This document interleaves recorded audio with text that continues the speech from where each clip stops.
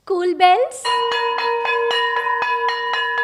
There's something very innocent, charming, and nostalgic about school bells, isn't it? Remember, running out of the school gates happily, yay, the day is over. Think about it. We all went to schools and colleges to learn lessons. And yet, where did we learn the most profound lessons of our lives? Come on, be honest. Inside classrooms or outside classrooms? Outside classrooms. Coming from someone like me who has spent 25 years inside classrooms, doesn't it sound rich? Well, life teaches. So friends, today, let me tell you a small story of a small experiment which I conducted with my students 10 years ago when I sent them where? You got it right. Outside the classrooms, I wanted them to learn life lessons. So friends, we go 10 years back into the past. It is 2008. Remember the global financial crisis?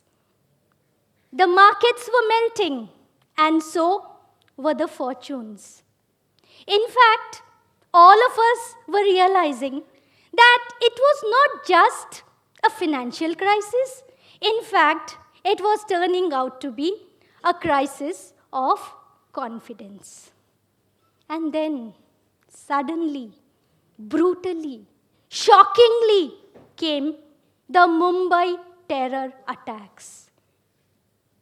The crisis of confidence now became the crisis of hope.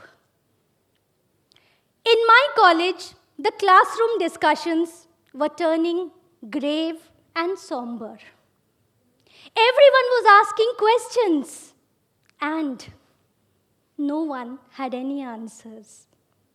As an educator, I needed to respond. How? I did not know. So, with no ready answers with me, I went about setting this simple class exercise, this simple assignment, which I called, what else? Hope. Harnessing open-minded perspectives through experience. Yes, I understand. You must be thinking in your mind, typical B-school jargon. Believe me, it was actually very simple. I asked my students to step out of the classrooms and say hi to God. Visit as many temples, as many places of worship as possible, of as many religions as possible. God in an MBA class, places of worship. Why? Friends, the times were desperate. The questions which I was confronted with were equally desperate. How do I teach someone to hope in hopeless times? How do I build bridges of trust and tolerance in times of social distress?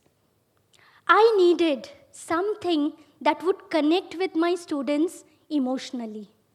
I needed something that would have a sensory appeal, something that would be immersive. And God seemed to be the right answer. You know, God and hope, there is this connection which all of us at once understand. And besides, all of us know God, isn't it? So, I was not introducing a new concept in the class. Besides, India is a land of religions. And so, there are temples, places of worship everywhere. I wanted to make use of this vast infrastructure of places of worship and convert them into platforms and gateways of multicultural, multi-faith experiences and dialogues. That is why hope. It all seemed fine. It all seemed set. And then I was attacked by all these doubts. I was taking an unfamiliar path. So I started thinking, am I intruding upon something intensely personal? What about students who are emotionally attached with their own religions? What about students who do not believe in God? By asking everyone, go visit places of worship, was I being unfair? So, to make it all fair, I went to the class and I told, look guys, feel free to opt out if you want to. If there's anyone who is not comfortable taking this assignment, I will give you an alternative. Were my doubts sorted? Actually, no. I still had more doubts. You know, an educator's life is full of doubts. So now what was I thinking? I was thinking, am I being politically correct? Is there a chance that I am putting my professional credibility at stake? Should I be even doing that? But you know, friends, I believed in this idea. When I looked around and I found religion being used to create barriers in the society, barriers between us and them, somewhere I was convinced that the same religion could also be used to give to my students life-affirming experiences of pluralism. They would be able to somehow understand the beauty of multiple truths. And places of worship seemed to be the right thing for me to do. So despite all these doubts, I decided I will take that risk. Now, 2008 to 2018, it is 10 years. More than 1,500 students have participated in Hope.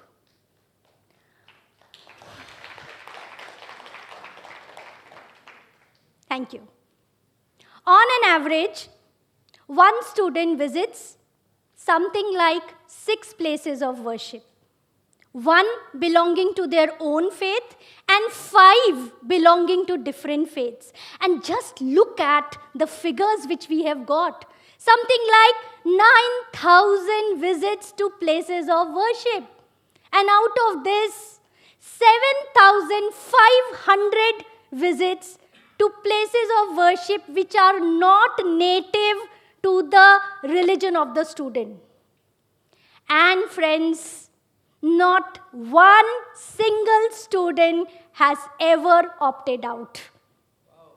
Nobody, thank you. Nobody has taken that alternative assignment. So, thousands of visits, thousands of experiences. You know, I find it so fascinating how different things appeal to different students. For some students, it is the simple act of lighting candles in the church. For some students, it is ringing the mandir bells, the Buddhist chants, the meditative silences of the derasar, the spirit of service in the Gurudwara. All these become promises of hope and renewal for my students. Thanks to this student, she was a Jew. And thanks to her efforts, a group of my students got this rare opportunity to visit a synagogue. You know, friends, when the rabbi welcomed my students, they actually found doors opening and boundaries shifting. Then I had this beautiful account given by a student. He said, for me, the most moving part of the assignment was walking on that narrow bridge in the middle of the sea when I went to the Haji Ali Dargah. That was my bridge of hope. Friends, the student belonged to a different faith. What, after all, is hope? Hope is a trust. It is a trust in life. It is a trust in our innate ability to face crisis. My little assignment was trying to rekindle this little faith in our own selves. In 2008, when I started Hope, it was based on my conviction that places of worship can hold mirrors to the understanding of our common humanity. So, when students come with such beautiful accounts, it validates my belief. For example, there was this student who said, I was overwhelmed at the peace and serenity of the shrine. And I was not even in a shrine of my native faith. If their shrine can give me so much of peace, I conclude that they are good people. Friends, this is what I was aiming at. This is a definite shift in perspective. And how did this shift in perspective happen? It happened because of a simple assignment. Go visit places of worship, that of your own and that of your friends, and after that, sit and have a discussion. Now, friends, when Barack Obama spoke about this understanding of common humanity at the Nelson Mandela lecture, he said that it is this ability of ourselves to see ourselves in others which forms the bedrock of social progress. And then there was this report based on data from 109 countries released by the universities of Bristol and Tennessee, which says that social and religious tolerance is positively correlated with economic development. Friends, my tiny little innovation, Hope, works towards this very goal. In 2008, when I started Hope, we were dealing with the global financial crisis and the problem of terrorism. Today, the debate has shifted to deglobalization.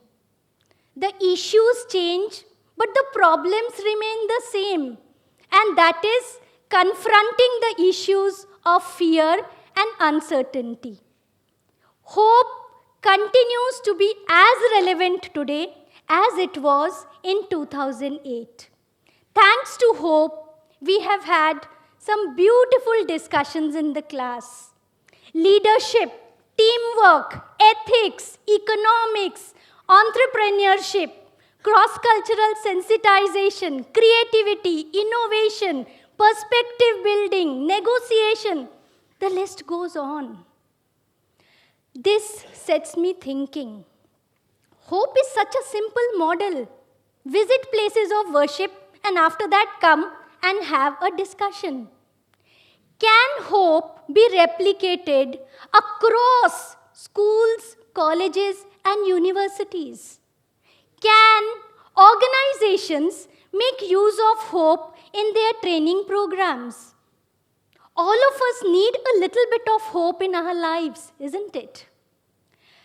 The beauty of hope lies not in its ability to give answers, but in giving us the realization that hope lies somewhere across the path, and this answer can be accessed if we are willing to trust life and take this journey.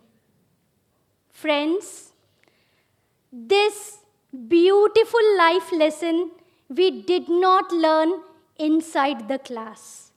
It was taught to my students by a simple Buddhist monk who said, "Whenever in doubt, look inwards. The best answers come from inside. Trust the answer to show itself somewhere along the path." In total humility, friends, I could not have spoken so eloquently. I could not have impacted my students as deeply as that monk in ochre robes. So this is what hope does. We step out of the classroom. My students learn life lessons. Along with them, I learn life lessons. There goes the bell. See where it takes you. Thank you so much.